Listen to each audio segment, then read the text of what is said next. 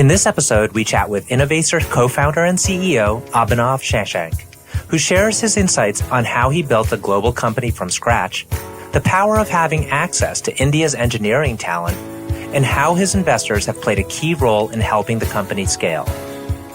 Innovaccer simplifies complex data from all points of care. It streamlines information, helping healthcare organizations make better decisions based on key data insights and predictions.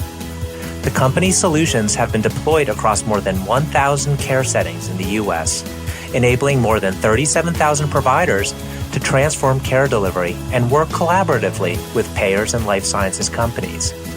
We hope you enjoy the show.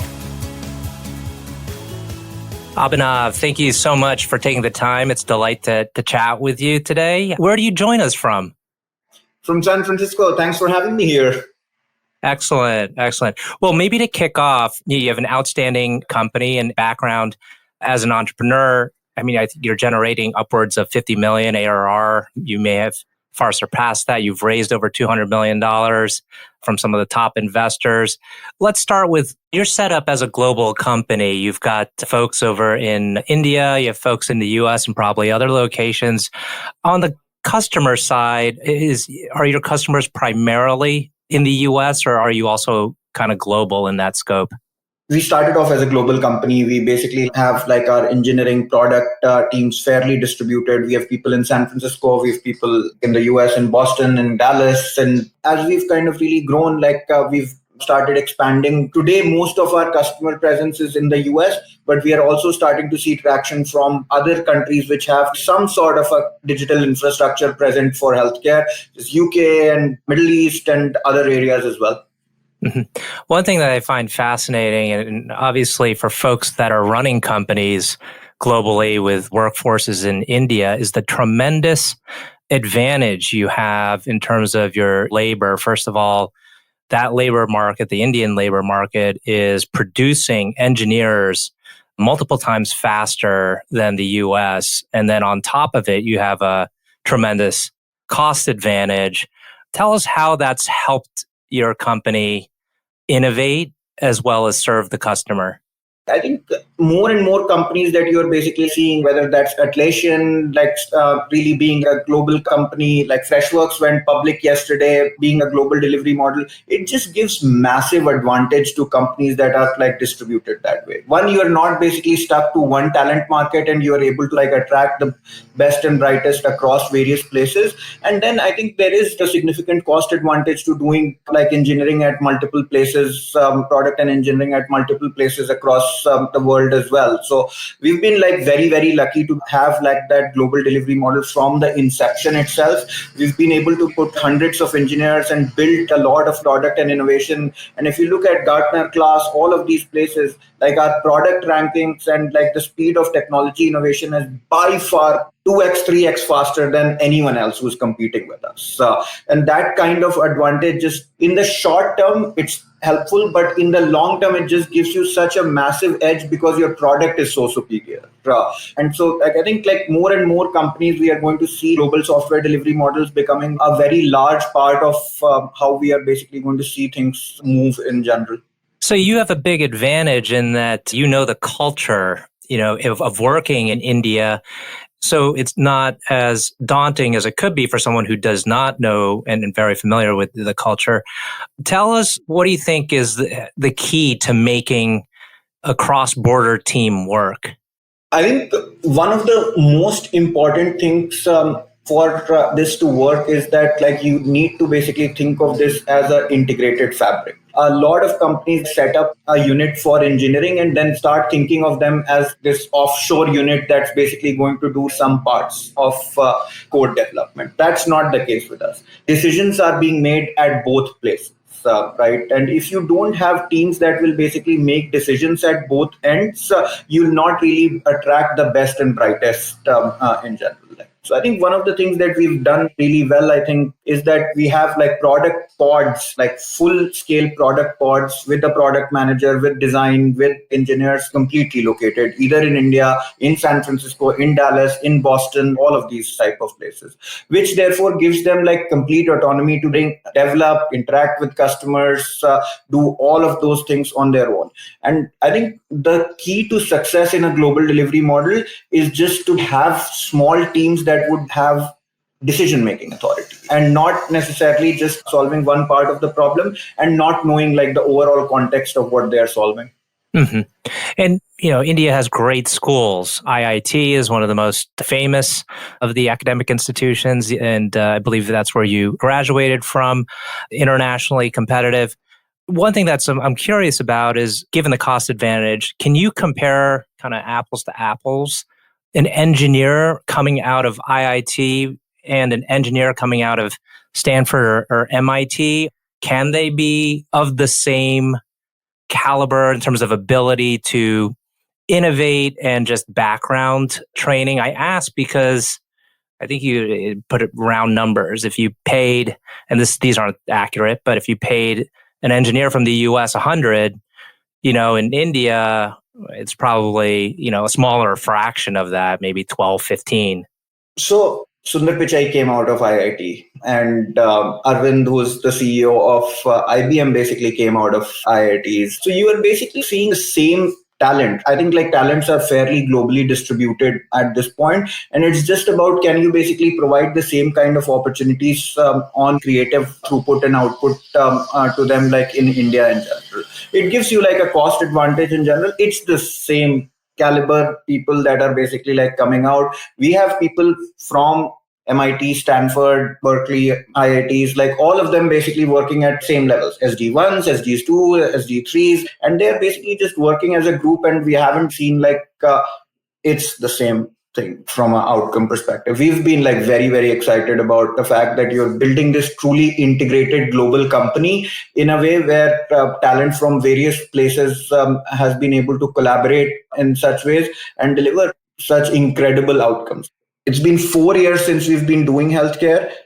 2.5 of them after we built out the product, we've been world number one in our products, right? Anyone that we are competing with, product, the design philosophy, everything has been incredibly well thought through. And we think like that's going to be like a competitive edge for us, even like in the long term in general.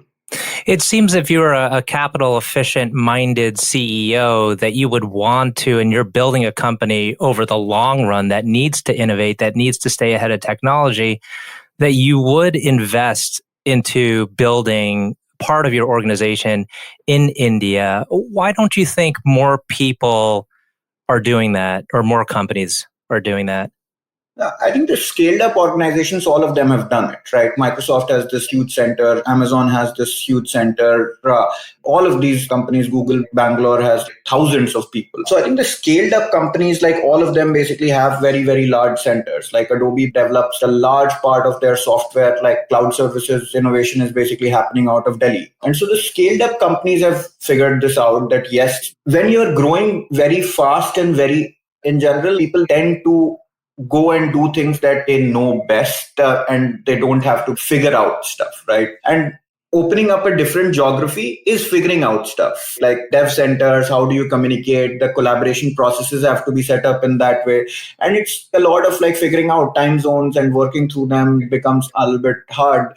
But the kind of advantage that it provides you in the long term is just incredible. As a company, we're now reaching like 3-digit like million ARR in general, and we've burnt less than $100 million till date. Like we've raised a lot more, but spent like our net burn has basically been sub $100 million in that sense. So it gives you the amount of stuff that we've built. If we would have basically built all of that not in this global construct, we would have probably burned through $300-400 million. It just gives you like this massive advantage for sure that you can innovate much faster, you can build products much faster, and especially in an enterprise setting where you need holistic products to exist and like a piecemeal approach does not cut it. You can't even compete without that kind of like thematic. Now, speaking of capital, you've got Tiger, on your cap table, you've got Sequoia and other notable names.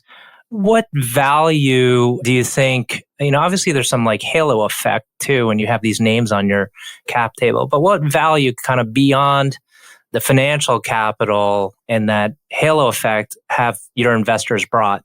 They've been very helpful on talent acquisition. They've been helpful in making the right kind of introductions. For someone like us who moved from India, like I moved from India 5 years ago to San Francisco, it was a massive change. Understanding the culture, understanding how things work, all of it was new. Like healthcare in the US was new. People were new. It's been incredible how investors have basically been able to connect us to people to understand how all of it works. And I think that transition would have been like really, really hard if you did not have investors who would took out the time to explain and like really work with you to make some of those transitions sort of like happen. Right? We have Lightspeed and Westbridge and Dragoneer, Tiger, Mubadala, SteadView, and Microsoft is a big investor. All of those have been like incredible relationships. We've been able to sort of like work with them. B Capital has been like incredibly helpful. Their help with BCG and all of the things that they provide.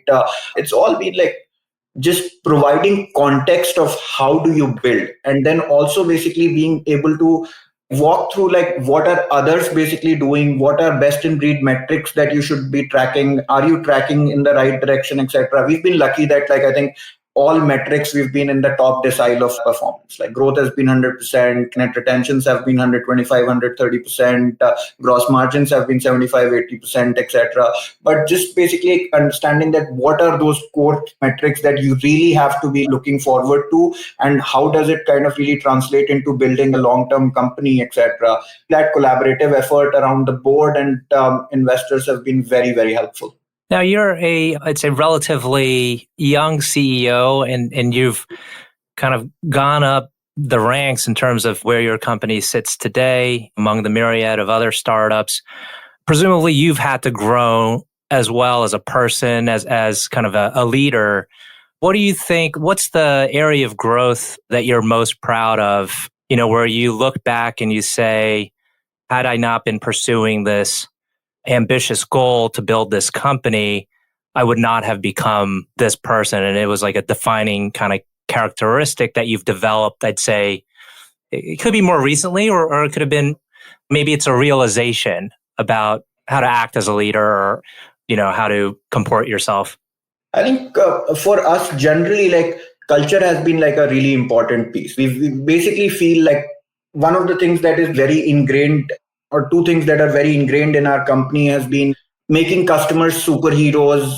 Is very, very important thing that we sort of drive towards. That as an enterprise software company, a lot of consumer tech companies, like there is all of the limelight around consumer tech. As an enterprise software companies, you have to understand that your customers' wins are basically how you get defined. And how do you basically embed that part of the culture, that you are not here to create yourself as the superhero, but make your customers superhero, and really making people understand that like across the organization has been like a journey. How do you make people like, because there is all kind of talent wars, people are like all kind of consumer tech, all kind of flashy companies are basically all around you. And how do you then embed that culture that your win is not defined by anything else but how your customers succeed in the long term, right? So that's been a very, very important learning curve for me. How do you motivate people across continents in some way to really learn this part of it? Then I think just making an integrated culture, that there is one culture, there is the Innovaccer culture. There is not like the US culture, there is not the India culture, there is the Innovaccer culture. That's a very, very hard problem to solve. I think people especially at the younger stage of the company, if you are able to hit that well, you'll scale really, really well in the long term. But it was hard. When we started hiring in two different locations, who are the people? Where do you put them? How do you basically have leaders feel empowered? They are making decisions, etc. Like was all hard. And I think like especially like as a young CEO managing like 20 people, which is like a fun group to work hard, play hard with, to basically suddenly becoming a leader of 1,000 people group, and where your responsibility sets are very, very different. I think the biggest transition was your ability to let go. someone else is basically going to like run this part. Like you don't have to be making that decision. And I think especially for like people who are like younger in their journeys of building companies, this is the first, we came out of undergrad and started doing this, right? So forget about basically building a company. We hadn't done anything before this. So just making that transition that at some point you were just basically writing the code yourself and doing the design yourself and selling it yourself. And how do you basically let go and like have leaders that would drive that? I think that was just an incredible learning experience, and it still remains to be. And I think Satya Nadella basically talks about the concept of empathy quite a bit. And I've just been a big fanboy that in all of these things, the biggest thematic that I've learned is how to empathize with what's going on. Got it. Well, we're coming up on time here. So one last question is, who do you think is the best CEO or leader of the modern era? I really admire Satya. Like, I think I have just incredible amount of respect for what Satya has done, like the transformation that is driven for Microsoft to a cloud company. It's hard to pivot when you are a small company. Got it. Well, that's a good note to end on. Abhinav, thank you so much for taking the time again. I know our audience will find this very insightful. Perfect. Thanks for having me here.